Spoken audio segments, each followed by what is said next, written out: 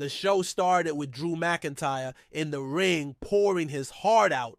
This wasn't just a promo, it was raw emotion. Drew talking about his personal struggles and frustrations with the locker room made you feel for the guy. Sure, it was a bit heavy, but it's moments like these that remind us why we connect with wrestlers beyond the moves. Sami Zayn showing up to offer some perspective. Classic Sami, always the voice of reason. Sami goes off in Drew. Drew brings up Sami's wife and kid, and Sami started swinging. Drew overpowers his character goes next. This match was a showcase of what WWE's women's division is capable of.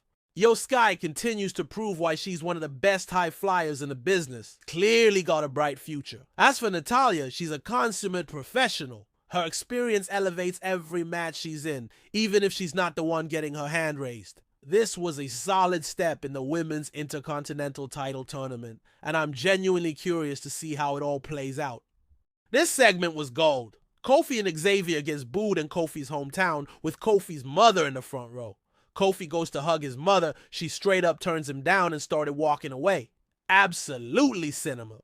Now, this wasn't a match that was going to steal the show, but it served its purpose. Chad Gable is just so technically sound. Watching him work is like a wrestling clinic. Tozawa, as always, brought his unique flair, but the real story here is the tension between Gable and Otis. I'm torn on this potential split. On one hand, Gable has all the tools to be a breakout single star. On the other, American Alpha is pure entertainment gold. If WWE handles this right, it could be a win-win situation. This match was chaotic, and that's not a bad thing. Damian Priest looked like an absolute powerhouse, and Dominic played his role perfectly of soaking up all the boos.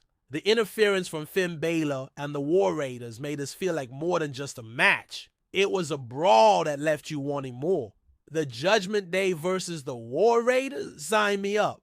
Sometimes, a little chaos is exactly what Raw needs to keep things exciting. This main event was a perfect way to cap off the show. Drew and Sami are two of the best storytellers in the ring, and they delivered. Drew's power, Sami's resilience. It's the kind of matchup that never gets old. The finish was, and our post-match ambush by the Bloodline. It's classic heel faction stuff, and it works. It makes you want to see anyone take them down. This episode of Raw wasn't about shocking twists or earth-shattering moments. It was about building stories and showcasing talent, and in that regard, it succeeded. Drew McIntyre's journey is compelling. The Women's Intercontinental title tournament is adding some excitement to the division, and the looming Seth Rollins versus CM Punk showdown has us all on the edge of our seats. If I had to rate this show, I'd give it a 7.5 out of 10. It wasn't perfect, but it was a solid night of wrestling with plenty to look forward to.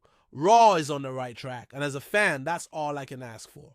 That's the review, folks. What did you think of Raw this week? Let me know in the comments below. And don't forget to like, subscribe, and hit that bell so you don't miss any of my videos. Until next time, keep watching, keep cheering, and remember, wrestling is the best soap opera on TV. See you later.